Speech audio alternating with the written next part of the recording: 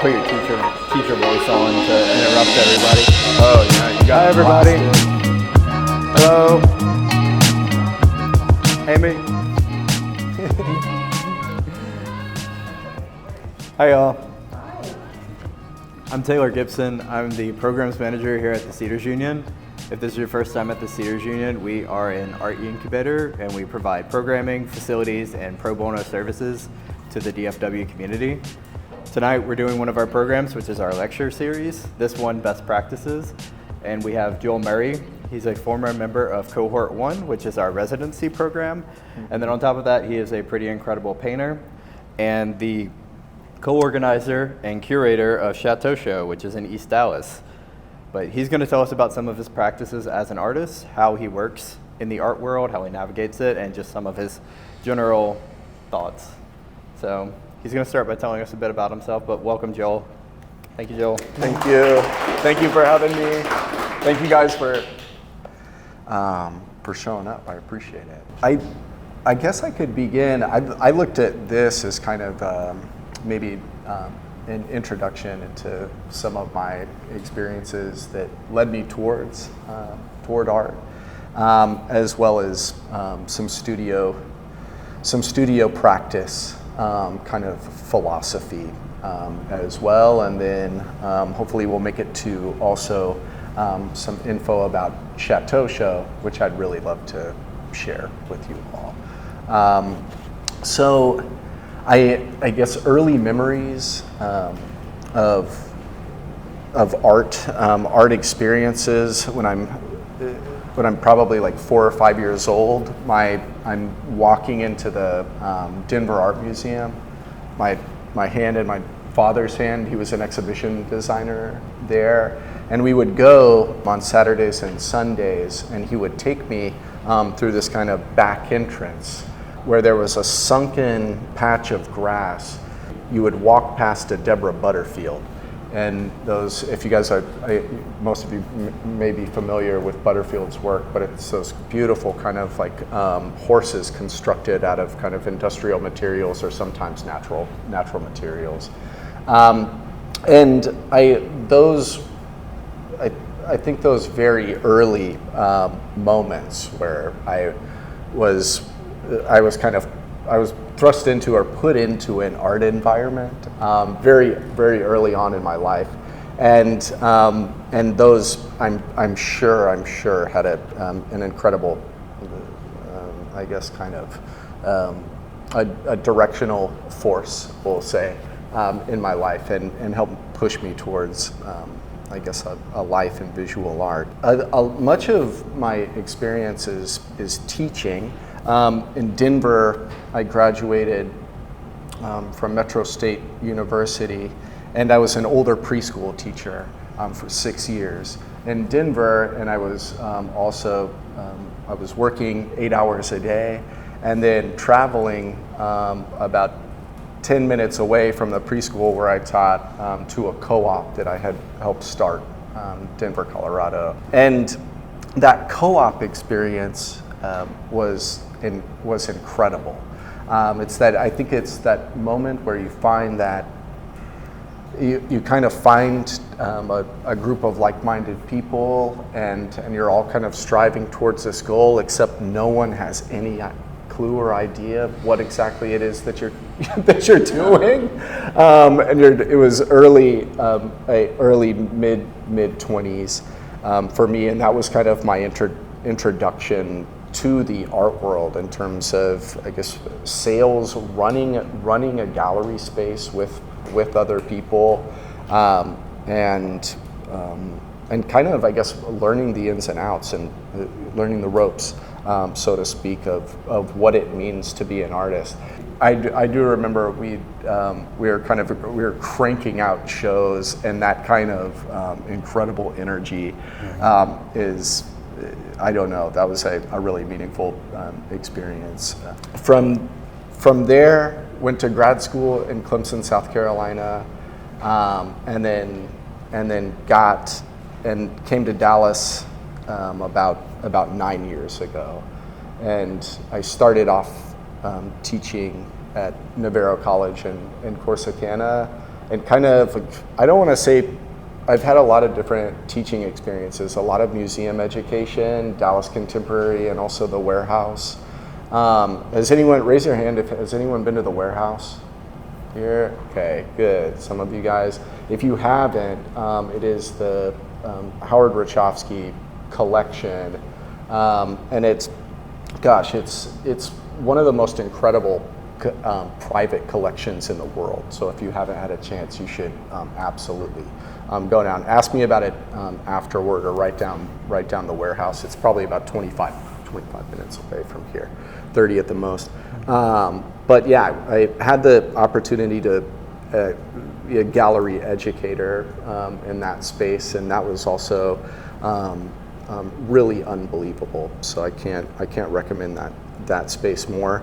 That was incredibly formative in terms of like helping me identify and also construct a lot of or large parts of kind of like my philosophical approaches to making art, I think, were built out or became more substantial and more understood in those moments, being able to work in that space. Well, you ended up in Dallas, and then I did. You stumbled into our Cohort program. Can you talk about that? I did, yeah.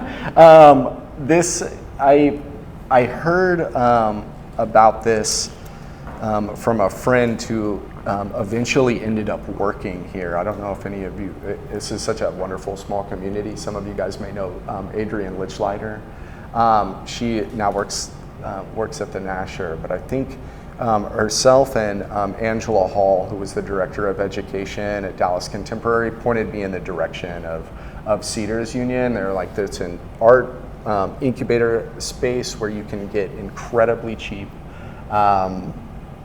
studio space, and you can be part of a community. There are no walls. There's no kind of like, I don't know, like closed off space. And I came and toured the space, and I was like, I absolutely want to be a part of this. And I remember that they gave us a kind of I don't know, it wasn't necessarily technically an exit interview, but they asked us about our experience here, and without going into like full on CU promo mode right here, I may have accidentally signed up for shooting kind of like a pro bono commercial. I feel like I know for a fact that it created basically opportunities that I didn't know how to create for myself, and that is one of the things that makes it an incredible resource. And when I say that, I was able to, I was lucky enough. I suppose a bit of it is luck, but they put me in a space. It kind of put me up in a space where I could work constantly and always had access and all of the resources I need to make work that helped me achieve some of the kind of like career goals that I had at the time. And one of those goals was showing, with the kind of maybe in a global scale, kind of like a mid-tier gallery, and that was an incredible experience. And I know for a fact I don't think that would have happened to me had I not been working in Cedars Union. Now, beyond that, there's a ton of kind of intangible stuff in terms of, I don't know, the community building that you guys support and kind of create here. And yeah, I don't know, I shouldn't spend too many more minutes showering this place with praise, but I recognize Laura. I see some people in this, and Reina, Francisco. Like, I know people that through this place, and it's kind of incredible to see how it's carried on and seem to to grow and become an even greater presence, because it really deserves that. So, well, yeah. you talked about exhibiting and trying to find a way to show your work, but you've shown in a lot of kind of non-traditional spaces and non-traditional environments over the years. Oh, absolutely.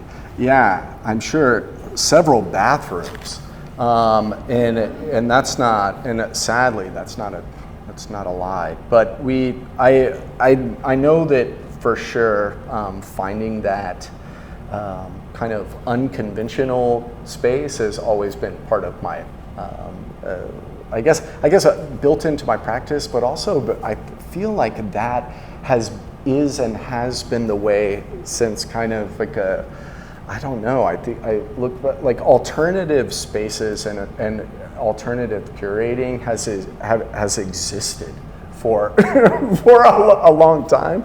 I would never claim to be kind of at the forefront of that, but that is all of us as creatives have to, I think, really do. Either we have to find ourselves in DIY situations, or we because we put ourselves there, or you're honestly very you're pushed in that direction through lack of opportunity and kind of conventional or traditional institutions or white cube gallery spaces. So I don't consider myself some sort of a kind of like rebellious contrarian to these institutions, because I also collaborate and participate with those institutions. So I don't know. I try to always reach towards many things, but that co-op space did kind of give me the foundation and help me understand what it meant and to be an artist, in terms of kind of selling your work, having a brief elevator pitch, learning what people care about that and don't care about that purchase your work when you're very when you're very young. Kind of some, I don't know, so many varied and kind of and odd and incredible situations that co-op put me in. So it's really no wonder that I created Chateau Show. Mm-hmm. What's an important thing for people to keep in mind when they're trying to enter a space like that or build a space like that co-op? It's strange because so much of it depends on trust. You have to be able to find people when you're young that you can trust, or at least trust for a short period of time. And I say that jokingly, but it's very true, because those relationships when we're younger people in our early 20s or even into our early 30s don't always last.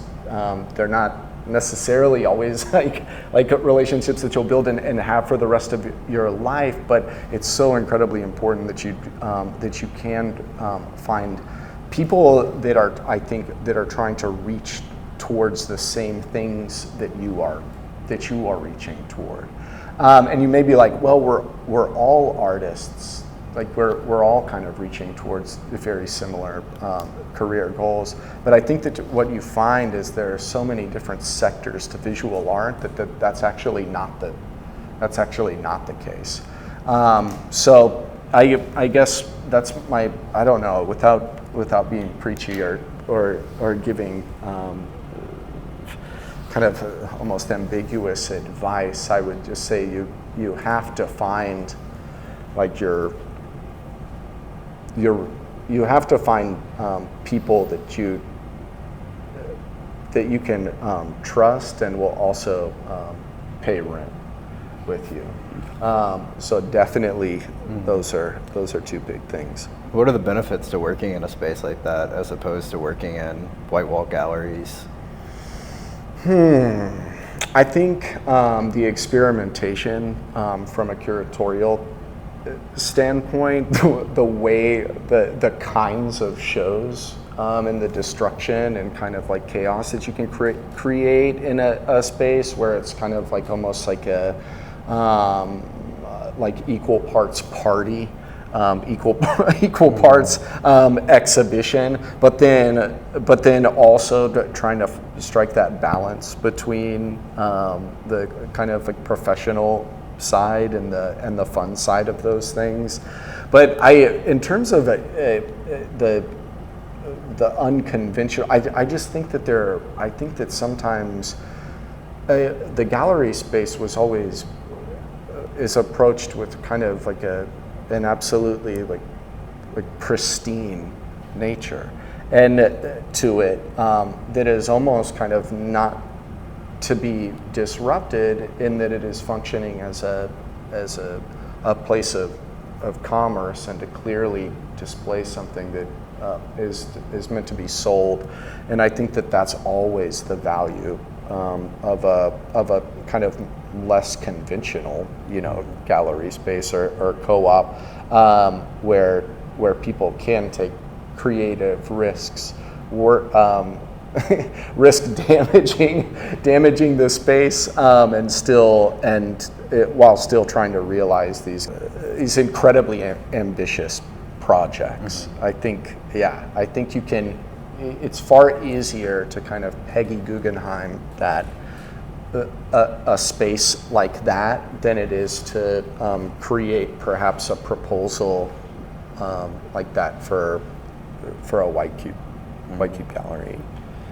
So working with those kind of DIY spaces, you as a curator, how do you see new artists whenever they approach you?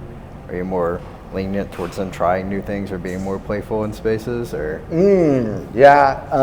Absolutely. That's one of the wonderful things about Chateau Show. While we can't create the same, there are restrictions to that space. The Chateau Show takes place in it's important for everyone to know here for context, takes place in a 106-year-old museum home. So you can't actually damage. You have to use existing hardware, you have to use existing holes in the wall, and we can't damage the space. That's a very important component to the show, is allowing people to experiment and kind of work outside of their typical channels of working. Say you're an established artist and you have a visual language that is kind of this, that is known, whether it's known here or known in Dallas or maybe perhaps outside. We challenged artists that are participating in Chateau Show to be able to kind of function outside of their typical channels and experiment and take risks. And there seems to be, in this kind of professional world that we exist in as artists, I think that there are risks cannot happen where failure is experienced. And in Chateau Show, so much of the actual install is improvisational, that failure is actually almost kind of like, in a way, in degrees perhaps, is built in to to the show. But what's incredible is there are also unbelievable successes in that, that's something. There's just this kind of a strict framework for showing. I don't think exists so much in that space. So I love that question, because we want older mid-career artists can show new things and things that they typically wouldn't show. Younger artists, if they're trying to build a language, can show things that fit more comfortably into their wheelhouse. Does that all that make sense? Mm-hmm. Yeah. The last thing about exhibiting as a practice, I kind of asked a different version of this, but how do you find a space like without a collective what is the best way as a new artist to find a place that you can kind of dirty up? I don't know if any of you guys know, her name is Jillian Wendell. I don't know if any of you guys are familiar with her, but she's a young curator who's just graduated from UNT. And Jillian right now is putting on a show called the Shed Show, which is in her shed in her backyard. At Boxcar Gallery, when I was there, we had a bathroom show where all of the space in the front of the gallery, there was no artwork in it, and we just stuffed it. Like 700 pounds of artwork in a bathroom. Those kinds of unconventional ways of showing, I think are more immediate and ready to people than you might think. It's funny too, because some people go, I don't know, this is fascinating to me, because in my lifetime, like younger person, I'm incredibly judgmental, and I'm like, I'm not gonna fucking show in a bathroom. But then 2 weeks later, I'm like, I'm showing in a bathroom, and that's a line on my resume, and I'm even building that out on my CV. It's like those opportunities, I think, can open you up rather than closing. That's like one of the reasons, not only I exist as a human, one of the reasons that I exist in art is because I want to open my life. I don't want to narrow the kind of vision or what I'm thinking or what I'm seeing. Think of all the public space that exists and using that as viable space.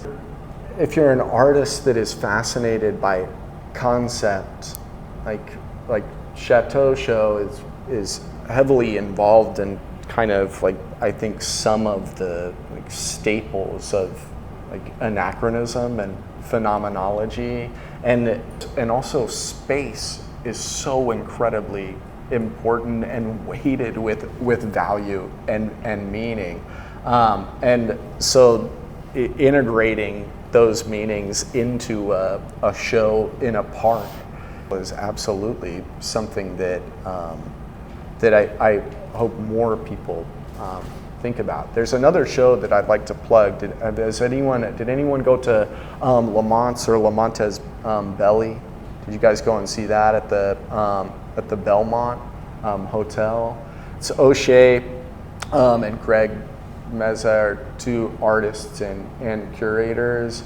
That's another incredible local show. They just had a phenomenal show, and I think that there's a new exhibition up right now that you guys should go and see, and that's a non-traditional space. It's in an old, if you guys know the Belmont Hotel, it's a kind of an incredible, it has some wonderful like grit to it, and that show is great.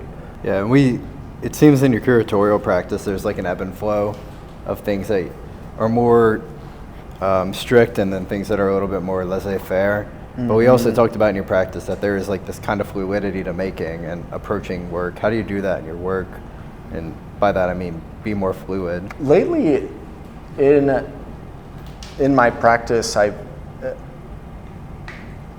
hesitate to call it de-skilling. I've lessened my ability to control pain, and then I've responded to the intuitive decisions that I'm making with more careful painting. All of the work that I'm going to show you, I was a drawer for 10 years. In the last 4 years or 4.5 years, I've been painting. Okay, my grad degree was primarily in drawing. I love painting. I think I'm a painter in my heart. Okay, so don't question it. All right. But I really do. I have always loved painting. So these are some early paintings about kind of organizing. They're almost like diaristic. They're like organizing little moments and symbols from my life and day, because that's the way that we kind of like provide ourselves with structure and don't go crazy.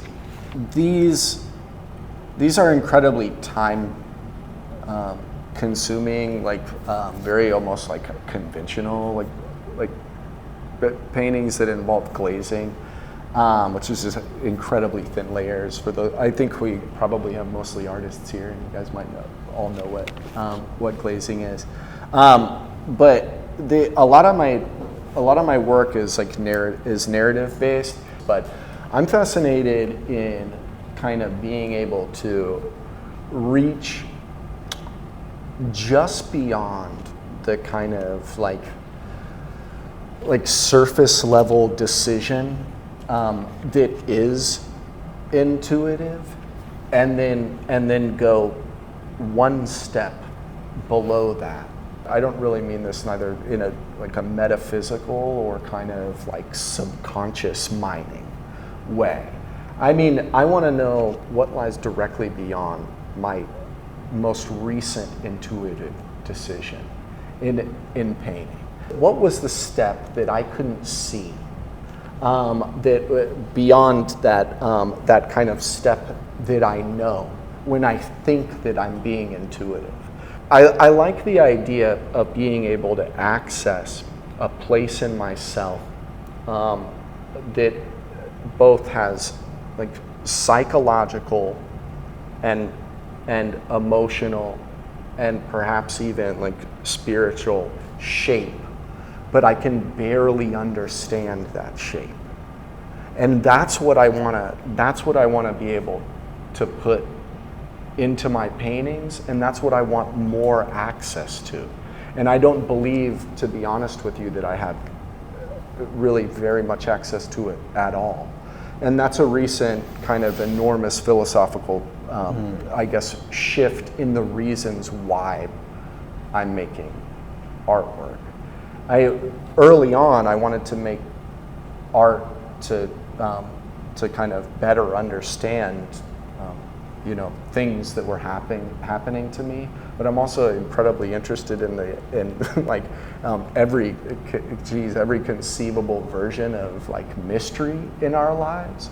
So these paintings are a very good example of me creating images by responding through a really odd experience that I had, and that felt almost kind of like the way that I described those moments, and hopefully everyone in here has experienced them, but it's the moments that are almost kind of like hyper real, where you have an incredibly where you feel an incredible sensitivity to a moment that you're in, but at the same time it's almost a kind of, I guess, maybe perhaps paradoxical, that it's almost completely unknowable because you're so like fucking like flabbergasted by what's happening. Has anyone ever experienced it? Something like that? 2 people? 3? Yeah. 1 guy lied. Good. Very good. But yeah, I like those moments, and I hope. And that's what my life is. That's what my life is about. Is being open to being able to see and experience those things. Well, you talked about like these building philosophies, learning through making. As a young artist, why might kind of that fluidity or moving between things that are a little bit more solid and more flexible be important in your practice? That's really interesting. I think when we're little, when we're young, and then when we're in high school, our philosophy as to why we make things is because I like to and I want to, and then I believe that can grow and become more complex. Obviously, the structures that we create for ourselves in terms, not as disturbing kind of like narrowing channels that stunt our creativity, but I think that we can, like I have said before, kind of like build out and create creative mobility for ourselves by using philosophies.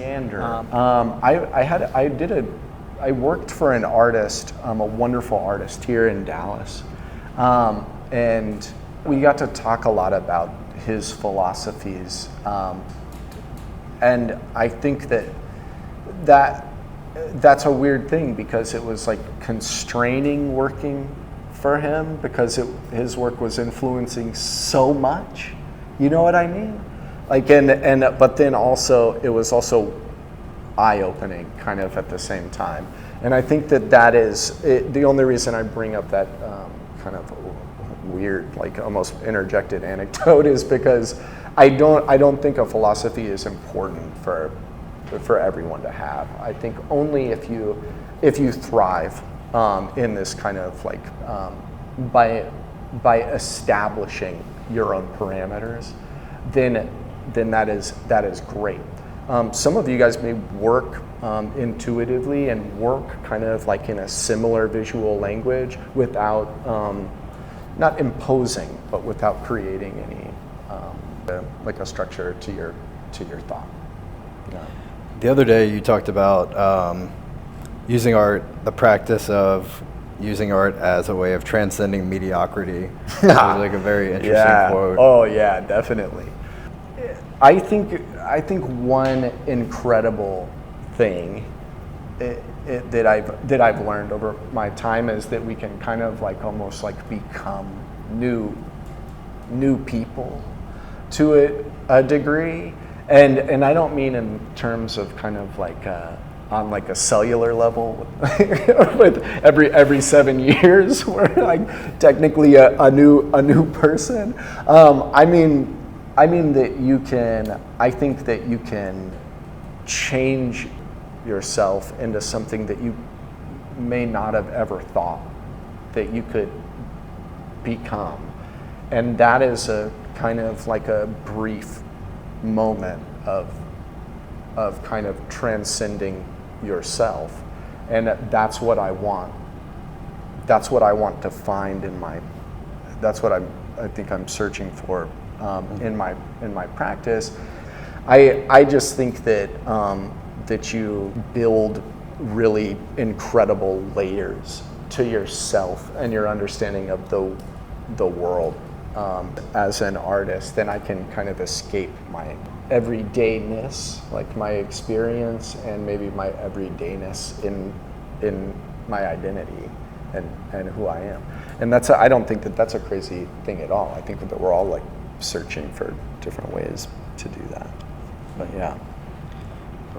Well, thank you so much, Joel. It's been great talking. Yeah, thank you guys. And thank y'all for being here. We kind of structured this as not talking a ton about the actual artworks, but you guys can ask me any questions you have, and also hopefully there's a lot of artists I think that there are a lot of artists in the audience, and if you guys have any questions or you would like to talk about Chateau Show, or you have any questions about that I'd be more than happy to answer. But, yeah. Well, we do have about 5 to 10 minutes for questions, so does anybody have any questions for Joel maybe? Woo! That he can maybe answer. That was so much talking. I'm sorry. Holy smokes. That's interesting. I love that you do that, and I would like to do that. I did not do that with these. Just these are so like methodically made, and actually what's crazy. It's not a crazy thing, but what's kind of wonderful in terms of the transformation of those is the vibrancy coming from that blue. There's actually the layers are so thin that there's a color shift, and that the final layer of blue is actually melding with. You're supposed to. This is a good painting secret that I can share with all of you guys. Oh, geez, these are kind of actually. You can see that little red there. The underpainting is red, and you can that underpainting is actually, the layers are so thin, it's actually changing the final layer of blue on those. To answer your question, and that's just that's a technical tangent, but I think what you are describing is kind of what I'm trying to, or searching in right now. It's like how to build an image, and perhaps like build a space that is convincing in conveying kind of some type of kind of abstract thought, whether it be emotion or a kind of like, I don't know, a psychological state or something like that. But no, I don't think I have a particular ability to work work with maybe kind of like a, I don't know. That's a very good question. I think that I'm sure that I have worked in that way, but I don't know if that's a kind of like a typical part of the what. Is that how you work, you said? Sometimes. Okay. Here's the thing. I'll do something and I'll think, okay, that's pretty good. Put the brush down. Yeah. Yeah. And then I'll think, not liking that at all. And then I have this conscious thought to like just not think about the painting. Don't think about it. Yeah. And then just do it. Ooh, I got a great one for you. This is something that I overheard. It's a beautiful anecdote that I tell my students sometimes. So your standard is your standard. So if that's working, then of course you continue to do it. But the little exchange I overheard was a professor was talking to a student, and the professor was getting upset with the student because the student was saying, "Well, I'm working intuitively. I'm working intuitively," and the professor was trying to argue that there were more successful decisions to be made to make the student's artwork more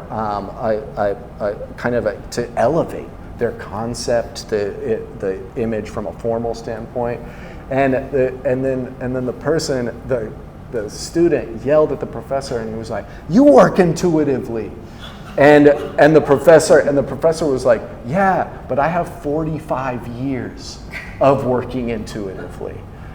So do you get where I'm going with that? It's kind of like, what are the foundations behind your intuitive decisions? Because those intuitive decisions are inevitably going to change over time. You're not going to be making the same decision over and over and over again because your visual language is becoming more complex as you age. So I guess my point is, there has to be like real, what I would call like work put into the image. If your intuitive decision making is only drawing you, like 100 yards from the finish line, if it's not getting your image there completely, then you have to go into you have to respond, in my opinion, with work, Yes. That was a great question. Got time for one more, I think, if anyone has one.